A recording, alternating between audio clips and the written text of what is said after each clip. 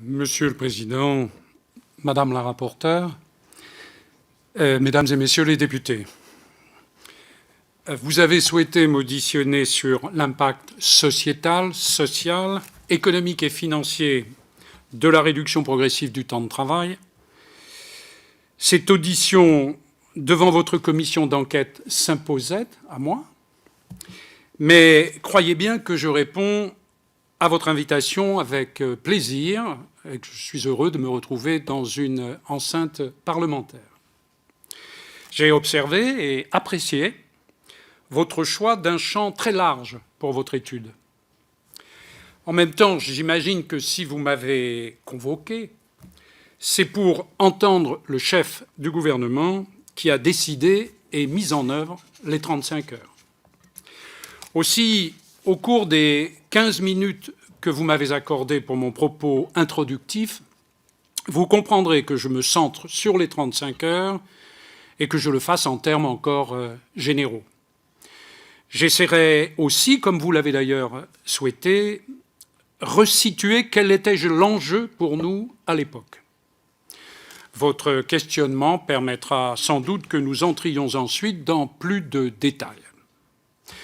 Dans cette intervention liminaire, faisant écho à ce que vous venez de dire, nos pensées se sont donc rencontrées. J'aborderai 3 points. Pourquoi avons-nous décidé les 35 heures? Comment les avons-nous lancées et mises en œuvre?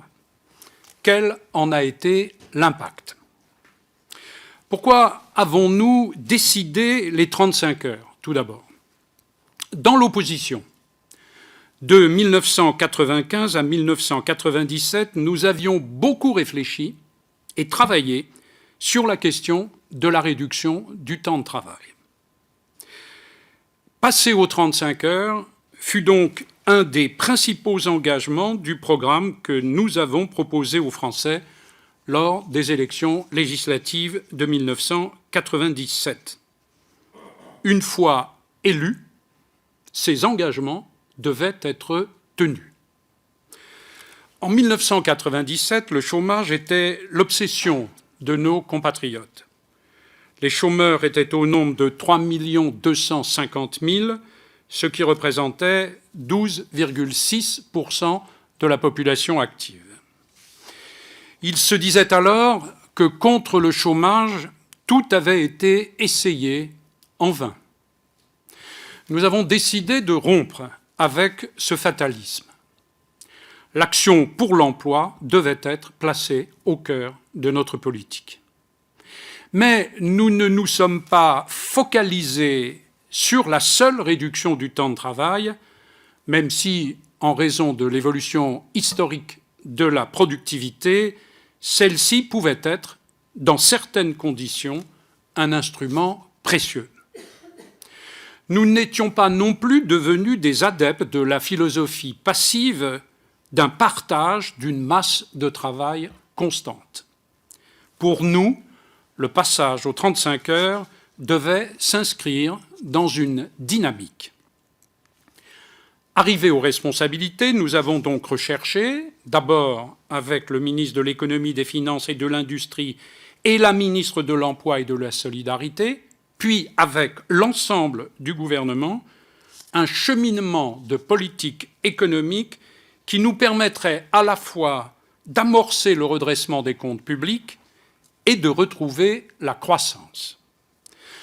Nous devions en effet réduire notre déficit public, qui était alors au-dessus de 4% du PIB, et maîtriser la dette, puisque, à notre arrivée, celle-ci venait de franchir le seuil des 60% du produit intérieur brut.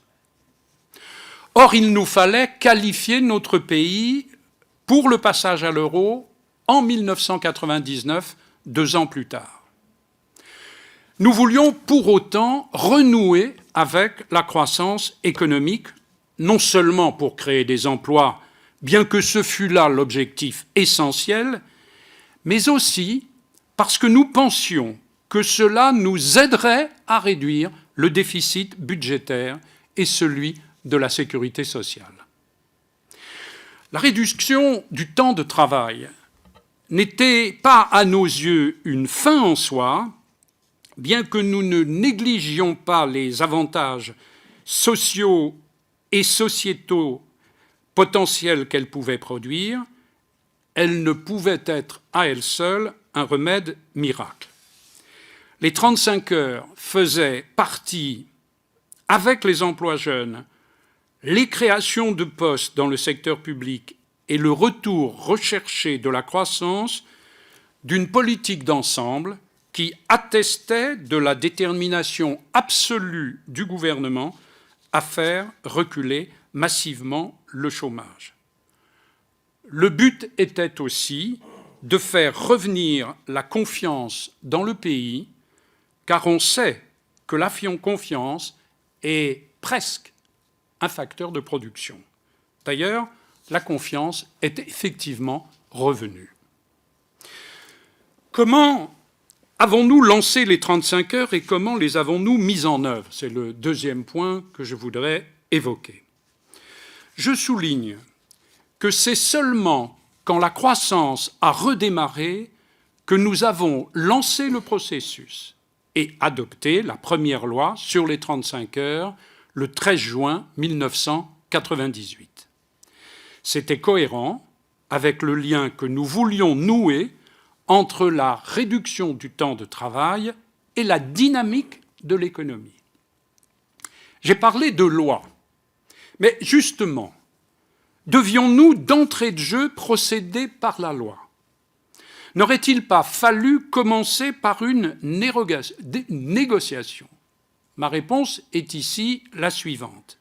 Si, sur la base des contacts pris par la ministre en charge du dossier, il était apparu qu'un accord interprofessionnel sur les 35 heures serait négocié entre le patronat et les syndicats avec l'intention de conclure, nous aurions pu en faire la première étape de la démarche. La loi serait bien sûr intervenue plus tard. Or, à aucun moment, le MEDEF, qui venait de succéder au CNPF, j'en oublie presque le sigle, à aucun moment le MEDEF n'a laissé entendre qu'il était prêt à envisager un tel accord. Dès lors, l'alternative pour nous, gouvernement, devenait simple, soit nous devions renoncer à un engagement majeur pris devant les Français, soit il nous fallait commencer le processus par la loi, ce que nous fîmes. Je dis commencer le processus, car la loi de juin 1998 posait essentiellement un cadre. Le passage aux 35 heures n'était pas immédiat. Il ne devait intervenir qu'1 an et demi plus tard, au 1er janvier 2000. La première loi était conçue comme un encouragement à la négociation collective. La deuxième loi, ensuite, devait acter les 35 heures en tirant les enseignements des discussions engagées entre-temps par branche et dans les entreprises. Ainsi, si la négociation n'avait pas pu avoir lieu avant l'adoption de la première loi, elle avait lieu après. Des allègements de cotisations patronales étaient d'ailleurs prévus pour la faciliter, et de fait, 101 accords de branche et 16 000 accords d'entreprise ont accompagné la première loi. La deuxième loi sur les 35 heures est intervenue le 19 janvier 2000. Elle a fixé la durée légale hebdomadaire du travail à 35 heures et son équivalente annuelle à 1600 heures. Elle ne s'appliquait pas, vous le savez, elle ne s'appliquait plus exactement, vous le savez, qu'aux entreprises de plus de 20 salariés. Pour les entreprises de moins de 20, la décision était renvoyée à 2002. L'aide incitative dans la deuxième loi était remplacée par un allègement de charges pérenne, mais qui était naturellement lié à des créations effectives d'emplois. Sur les 5 ans de la législature, 212 accords de branche et 100 000 accords d'entreprise sur la réduction du temps de travail ont été conclus. Cela veut dire qu'il y a eu un nombre considérable de négociations entre les responsables d'entreprise et les syndicats. Cela signifie que, quelle qu'ait été la position du MEDEF au départ, les entreprises ont joué le jeu. Et même souvent les petites, puisque volontairement, anticipant sur 2002, l'UPA, l'Union professionnelle artisanale, s'est engagée très positivement et très vigoureusement dans le processus. La taille, donc, des entreprises n'était pas forcément un obstacle. Les accords ont porté, vous le savez, sur la durée du travail, mais aussi sur la meilleure organisation de l'appareil productif, sur l'amélioration de la productivité. Au bout du compte, on a rarement négocié dans les entreprises sous le cadrage de la loi autant que dans cette période dans notre pays. Troisième point, maintenant, quel a été l'impact des 35 heures ? Il n'est pas forcément aisé à isoler. D'une part parce qu'au moment où j'ai quitté les responsabilités en 2002, nous manquait encore du recul pour tracer un bilan. En outre, les entreprises de moins de 20 salariés n'étaient pas globalement passées aux 35 heures. Elles n'y passeront d'ailleurs pas en raison de l'arrêt du mouvement de réduction. D'autre part, dans les performances économiques de notre pays entre 1997 et 2002, on ne peut pas toujours très précisément, je me répète, isoler la part qui revient à la réduction du temps de travail dans notre politique économique d'ensemble. Quelle évaluation raisonnable peut-on faire de l'impact des 35 heures ? En termes d'emploi, les travaux de la DARES et de l'INSEE montrent que les 35 heures ont permis de créer de 350 000 à 400 000 emplois, et ceci dans le seul secteur concurrentiel. On devrait d'ailleurs y ajouter les emplois indirects dans le loisir et le tourisme, par exemple. Et même l'effet de croissance produit par le retour à l'emploi d'hommes et de femmes nombreux, jusqu'alors improductifs. À propos du coût des 35 heures, je voudrais souligner un point central de notre démarche. La logique des lois sur les 35 heures était qu'elles ne coûtaient que pour autant que des emplois étaient créés. Les allègements de charges représentaient des dépenses pour l'État, mais elles étaient en grande partie compensées pour l'État et surtout pour la sécurité sociale par la baisse des dépenses d'indemnisation du chômage et la hausse des recettes sociales et fiscales.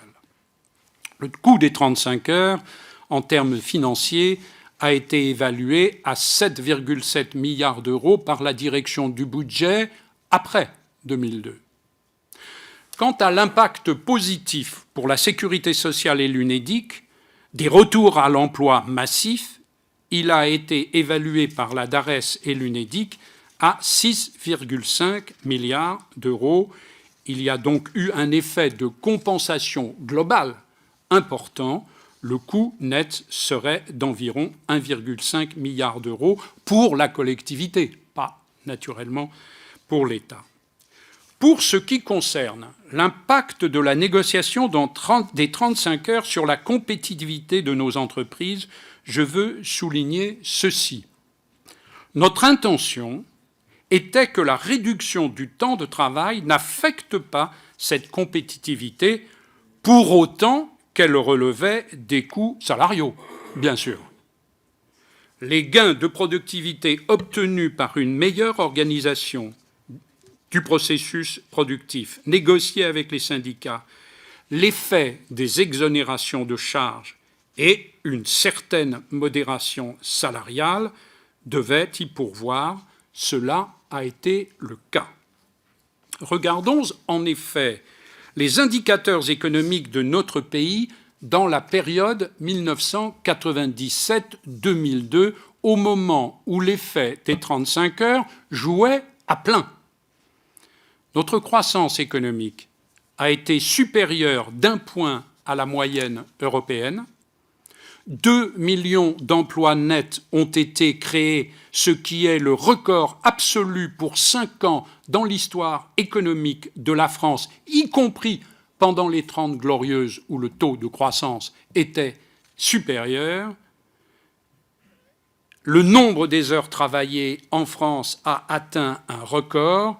Le chômage a été réduit dans la période de 900 000 personnes. Le taux de chômage est passé de 12,6 du PIB en 1997 à 9% en 2002.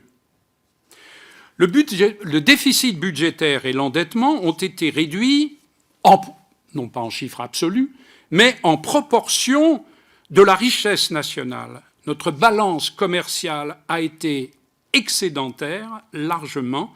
Enfin, la sécurité sociale s'est retrouvée à l'équilibre. J'ajoute que le pouvoir d'achat moyen par ménage a progressé plus que pendant les législatures précédentes et suivantes.